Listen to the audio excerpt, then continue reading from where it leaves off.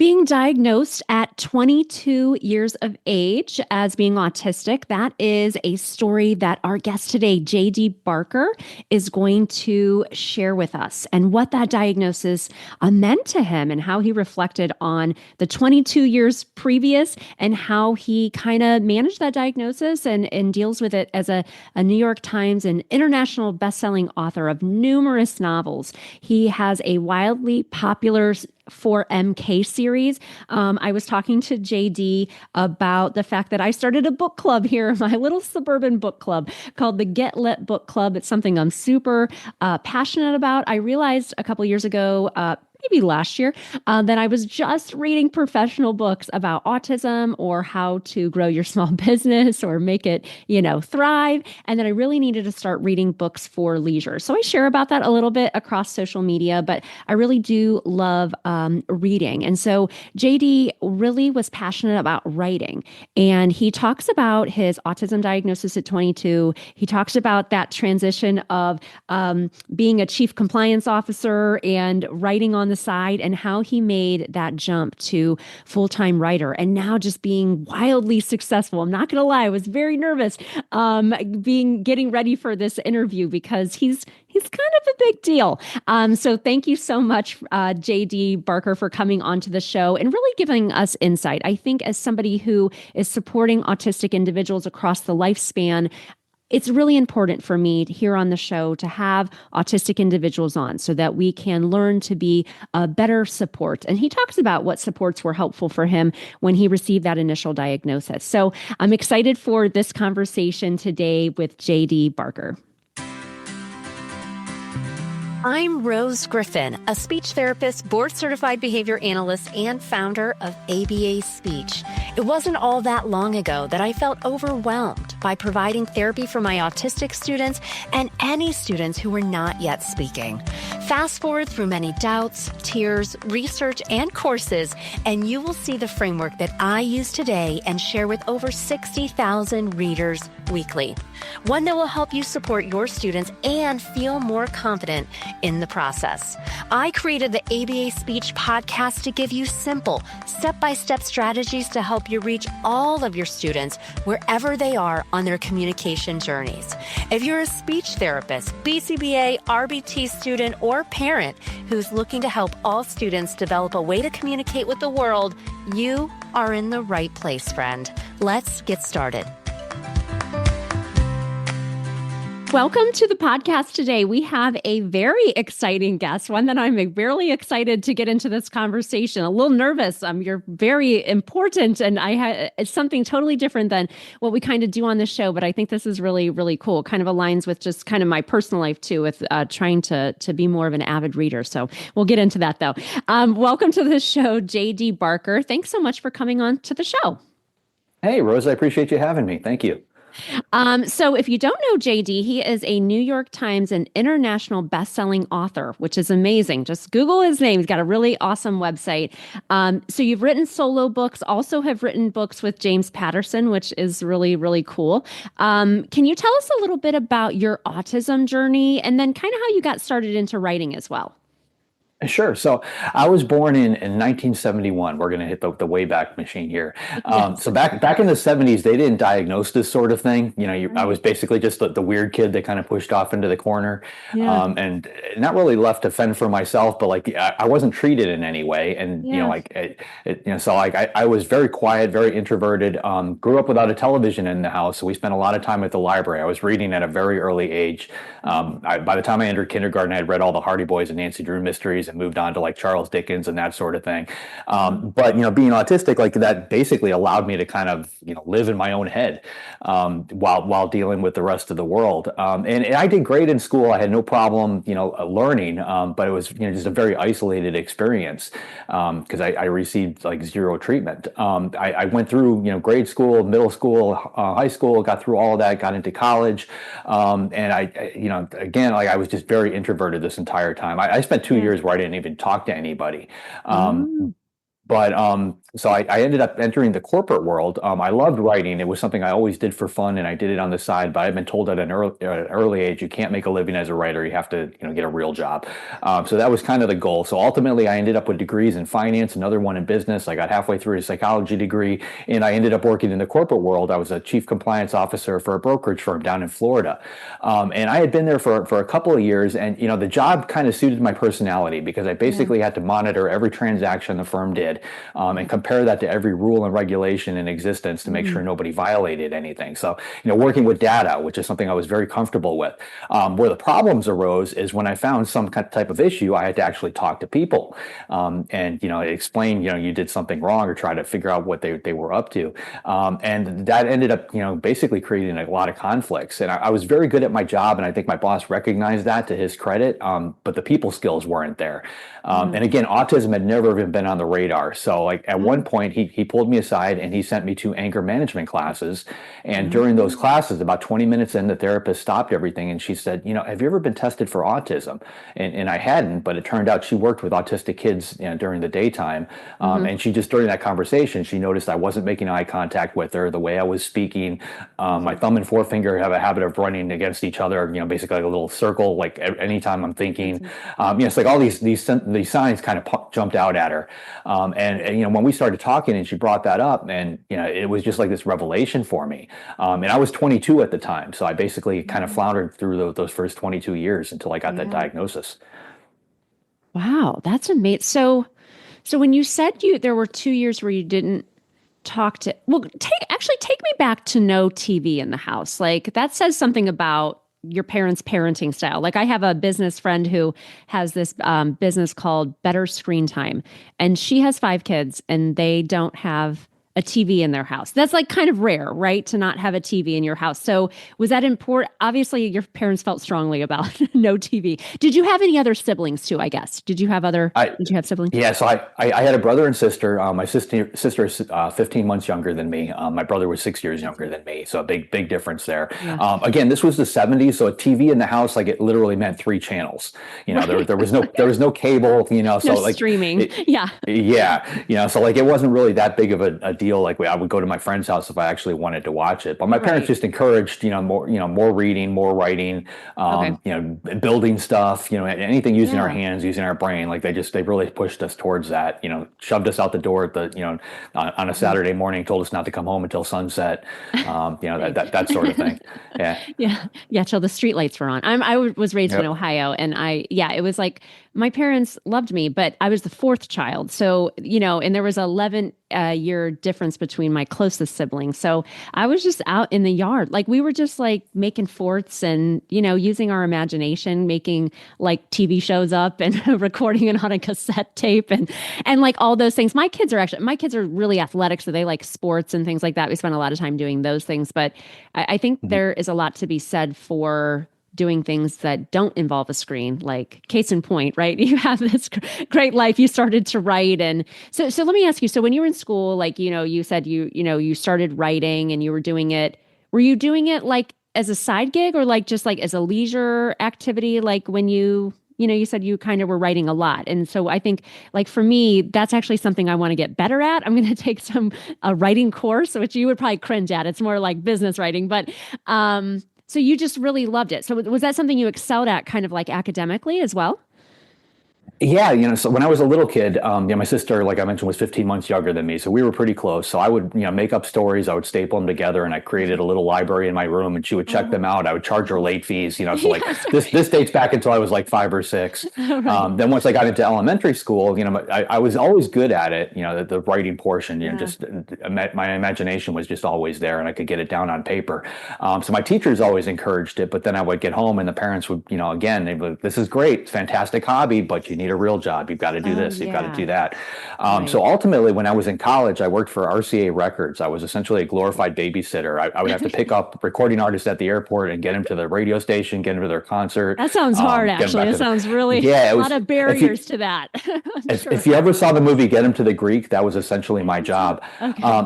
But at the time, I had some very famous people in the car, like Yeah. Madonna. This is really going to date Wow. me, but Tiffany, Debbie Gibson, New Kids on the Block. Yeah. I started to interview them, and then I would turn those interviews around and sell them to magazines like 17 and Teen Oh, People, yeah. and Sweet. other publications, and that's essentially how I broke into the writing world. So I was doing that on the side as a basically a side hustle while I was getting Right. the degree, and then even once I was in the corporate world, I would do that during the daytime, come home at night, and I would write. I worked as a book doctor and a ghostwriter for 20 some years before I struck out on my Wow. own. Yeah. I never really saw it, because it just had been drilled into my head. You can't make a living at it, so I just never even tried. Right. Wow, that's really interesting. Yeah, and being a like a rule follower and like yeah, thinking like that it wasn't That's possible. the Yeah, that's really cool. That so then you were that sounds like a neat job. You've done a lot of neat things where you were I can imagine like trying to get people to their interviews and it sounds fun, but also seems like there are probably a lot of barriers. I haven't seen that movie, but that sounds cool. Actually, it's funny you said Tiffany because one of her songs came on yesterday, and I'm just a little bit younger than you are. I was born in 1979, but one of her songs was like my first dance recital song, and so my kids were in the car, and I was like, "This was the jam!" Like I remember it because when you're doing a dance recital, you practice it over and over and over. Like I remember my outfit and everything. Oh my gosh, that's funny. So then, tell us a little bit about your transition to like your writing as a hobby, but you're also getting paid because it's kind of like a side gig, and then did you like what was your first book, I guess, that was kind of what was your first book that you wrote? Well, let me take you back a little further. Yeah, I was basically doing this corporate job, working at night as a writer. right. Over those 2 decades, I ultimately I had 6 different books that hit the New York Times list, with other Wow. people's names on the cover that I had written, Oh, which gets old after a while. And during that yeah, time, I got married. My wife is not autistic, and she's very right, atypical. So she basically broke me out of that particular comfort zone. So we right. were living in Florida at the time. My job that I had paid extremely well. So we Yeah, kind of had the trappings of that. We had a big house, we had cars, we had a boat. So I couldn't just walk away from it. But she came up with right. this crazy plan. She said, "I know you want to become a writer. Let's figure out a way to do it." So she, basically suggested we sell everything that we own.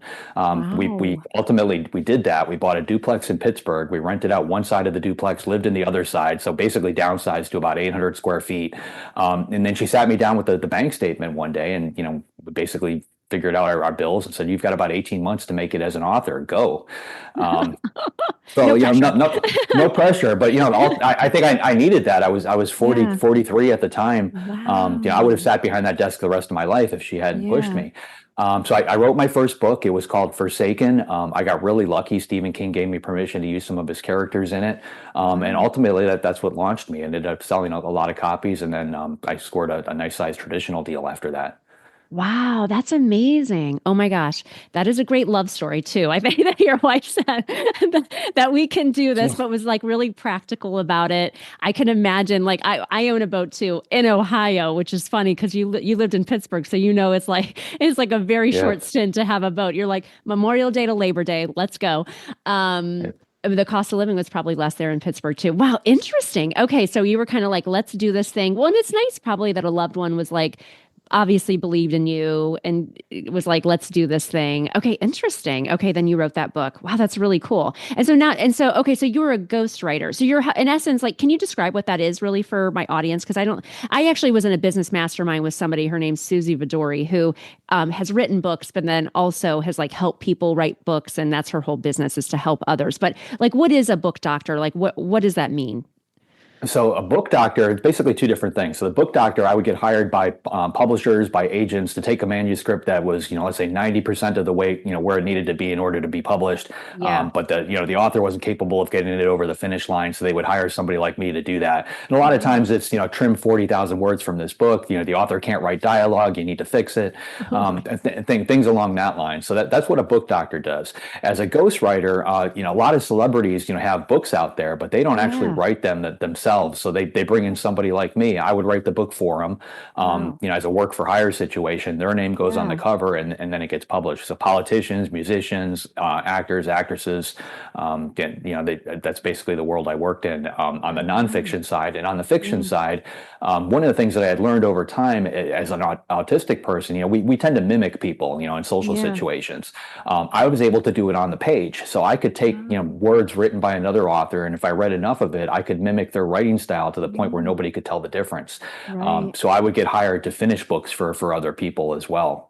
Wow. Okay, that's so cool. What a neat story. So let me take it back. I'm sorry, I'm jumping around. So you get diagnosed at 22. So at that time when you were diagnosed, did you feel like, oh, that makes sense? Like, were you thinking about things that had happened in your previous life, or was there some kind of like emotional component? Were you feeling some certain way, or was it just kind of like a very practical, like, okay, that makes sense? Or how did you feel, I guess, when you got diagnosed at 22? Honestly, like everything just sort of clicked because she started going Yeah, down this list of the different things that I did, my problems in social situations, why I didn't relate to other people, the way I processed information versus the way other right. people did. Once Yeah, I was diagnosed with Asperger's. In today's world, you're right. just on the spectrum somewhere, but that, Right. that was the official term for it Right. back then.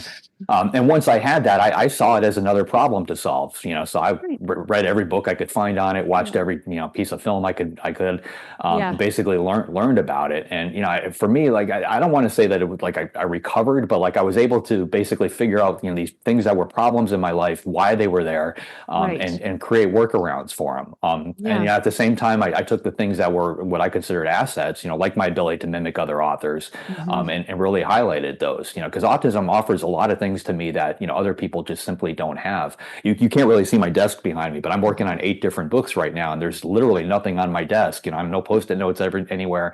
Oh The dear. storylines are all up here. I'm able to create some very intricate plot lines in Yeah. my head, and keep it all straight. And I've got plenty of author friends who can't do that. I wouldn't be writing today at this level, I don't think, without it. Yeah, right. Yeah, absolutely. I love that. So when you were diagnosed then, did you have you worked with anybody that was like helpful? Like yeah, maybe not a speech therapist, but I mean, you talk about the social situations, like sometimes speech therapists, we help support autistic learners with, social skills or, social coaching or a therapist. My son was actually just diagnosed with ADHD, which, like I'm the same way. Like it's not me. I don't have ADHD, but my son being diagnosed, like I was like, okay, I reached out to an influencer on Instagram. That's kind of the world I'm in. And I was like, okay, what book should I read? Right. And I like was on Amazon, like getting every single book because I'm the same way. Like anything that comes up in my life, I'm like, okay, now we need to read about it. We need to listen to podcasts about it. We need to do anything. But did you ever get any like services that were helpful to you since you were diagnosed? Or did you just kind of dig into whatever you could read and listen to? And then you've kind of like helped you, like a help yourself kind of Uh, situation. Initially, a lot of the work was done with that same therapist that I had seen for anger management because she worked with Oh, yeah. autistic people as Right. well. So she Yeah. kind of held my hand through a lot of it. So, Yeah. simple things, like not making eye contact in a conversation. She taught me how Right. to do that. Yeah. My big thing is like if I make eye contact in a conversation, I can't follow the conversation. If I look away and off to the Yeah. side somewhere, I can remember that whole thing word for word a couple years Right. later. But if I'm making eye contact, my brain is like I'm literally telling myself, make eye contact, make eye Mhm. contact, Right. and like I don't hear anything else, which is Yeah. funny because when I talk to my wife, she knows if I'm not looking at her, I'm actually paying attention. Right. But Funny. the therapist, yeah, therapist helped me with that. One of the other things I had a lot of problems with at the time was something she called cluttering. So somebody would ask a question of me, and like 3 to 5 answers would pop into my head, and my mouth would Yeah. basically regurgitate those 3 to 5 answers all together. Hmm. The words would get all mixed up, and it would come out Yeah. as this incoherent mess. Mhm. So she taught me to basically, Mhm. take a millisecond, grab one of those answers, communicate just the one answer, Right. and be a little bit more clear and concise with it. And Yeah. just how to deal with people in general. I hated being touched. If somebody Yeah. went to shake my hand or came up behind me, put their hand on my shoulder, things like that were problematic. She'd worked with me on all those basic core things. Yeah. And then I've got 30 years now behind me of dealing with a lot of that. Those problems Yeah. don't go away, but you get better at basically Right. hiding them or masking them. Yeah. Yeah. Interesting. Yeah. And that's a big thing in the autism community. I'm like, my life goal is to have 100,000 followers on Instagram. I'm getting very close, but with that comes a lot of like people have a lot of opinions about things. But eye contact or camouflaging is what I wanted to call it. So masking, we talk about that when I have certain people on to say that like, if you really mask, like that can cause you to have like a lot of anxiety. This is just what other autistic people have told me. But I had somebody come on to the show who was autistic and say, well, I don't call it masking. I call it camouflaging. So, like you might be talking to like maybe your wife, right? Who knows like you're really listening if you're not looking at her, but you may act a different way with different sets of people, and they called it camouflaging. So I thought that was an interesting kind of insight into thinking about some of those social situations, which, everybody has a different lived experience. So I thought it was a kind of a cool insight that somebody shared, because masking is kind of like people talk about that it causes anxiety or things like that. So, well, that's nice that you had that therapist that was like right there. So that was somebody like in your orbit anyway, that was kind of going over those things that were helpful. That helped a lot. And honestly, like after 30 years of this, like the terms have changed over and over and over Yeah, again. right. The underlying problem doesn't. The underlying problem is Right. always exactly the same. We Uh-huh. just call it different things. Yeah. But yeah, I mean, for me, when they were brought into the light, like this is a Yeah. thing, this is a thing, this is a thing, then I was able to Right. tackle each of them one at a time.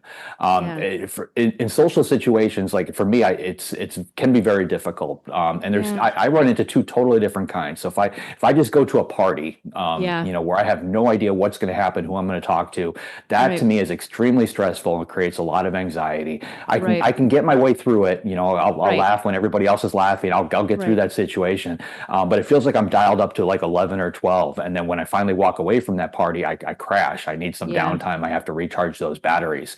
Yeah. That's extremely difficult for me. As an author, I get thrown into different situations. So like, yeah, I was just at a conference where I was one of the headliners. Yeah. I'm put on a stage in front of, in this case, it was around 12, 1,300 people. Yeah. And I have a particular shtick that I have to do, but that's me Yeah. putting on a persona. It's, something Mm-hmm. that's already memorized. That is a lot easier for me to deal Mm-hmm. with. So I've tried to separate those two things over time and perfect them. Yeah, when I think it's the opposite, public speaking used to make me really nervous, and I got asked to do a keynote last year, and so last year I went to 11 in-person conferences because I was like, I think it like, and it's like because I'm on social media, like for me it is kind of some persona of like you have to be really, and I'm not autistic, but you have to be really outgoing, you have to schmooze at these things, you want to be, you want to be excited. Like for me, I want to be the positive person that everybody thinks I am, and you're like gearing up to go to this, like get on a plane, stay in a hotel, and you're stressed out and you have to like be a certain way. It's stressful. Next year I'm going to go to 2 instead of 11. I think that'll be a better schedule, but okay, interesting. So I did start a book club last year in my neighborhood. So this is just like some suburban moms reading, but I'm very proud of this book club. I read, obviously, I read a lot about autism. I'm a small business owner, so I read a lot of books about small business. And I realized that like a year or two ago, I was like, oh my gosh, like I don't read for fun anymore, for leisure. And so I started this book club. We actually just meet every other month, which is like better because we all, have kids and work and all the things. So if we were going to read one of your books, which one would you suggest? Do you have one that you think would be a good starter for the J.D. Barker repertoire of books that you've written? It honestly depends which way you want to go. So I've bounced. My agents hate me for this, and so do my publishers, because I don't do what you're supposed to do. Normally, Right. you write a particular book, and they want you to write that same book but different every single time. Oh, okay. Interesting. I bounce back and forth between horror and thrillers. Yeah. So if you like thrillers, probably a good starting point is one I have called The Fourth Monkey. It's Okay. about a serial killer in Chicago. It's an international bestseller. It's Okay. still selling 10 years after it came out, and that's Wow. a trilogy. So there's a series there. Okay. And if you lean more towards horror, I wrote a prequel to Dracula for Bram Stoker's family called Dracul, which is Oh, fantastic. wow. Oh, neat. Okay, cool. Yeah, we did read the books have been light. How we do it is like we have 3 books that we bring up and then we choose. We did read this book called The Teacher. That was really interesting, and easy to read, fast, cool. I mean, you also have a podcast. I wanted to talk about that really quickly too. So called Writers Inc. Is that the right name of your podcast? Yeah, so you had mentioned like public speaking can be difficult, and it was for me too. Like I had said, I went 2 years without talking to anybody, and Right. that's my comfort place. Like that's my Yeah. safe space, and that's where I would prefer to be. Right. But I know I could easily revert to that if I allow Yeah. myself to do it. So I Yeah. tend to force myself to do things that are outside of my comfort zone in order to strengthen them. So yeah, a Hmm. friend of mine reached out to me. I think we're on our third or fourth year at this point. We're coming up on like episode 300. Yeah. But we interview other authors, and Oh. basically I've been in the industry for a very long time, so we can get a lot of the big name people to come out. We've had Gillian Flynn has been on there, James Patterson's been on there a couple of times, Yeah. Yeah. Karen Slaughter, anybody you could think of, we've had him at least once or twice. but we take them back and we go for their origin story. We try to figure out, Yeah. what were they doing before they became an author? And there's some fascinating tales out there. Before you hit that bestseller list, you'd be surprised what some of these people were doing. Right. Oh, that's neat. That's awesome. Very cool. Yeah, will be probably about around episode, we're getting close to 250. So I know what you're saying. It's like, it's cool. I do like to talk to people, but the way that I do my podcast now is I do it all in one day a month. So the day I'm taping this, will tape 5 podcast episodes and then I don't do it for a month. And when those episodes then come and we like market them and share, I'm like, oh yeah, I liked that person. That was a fun conversation. But you have to think back to it.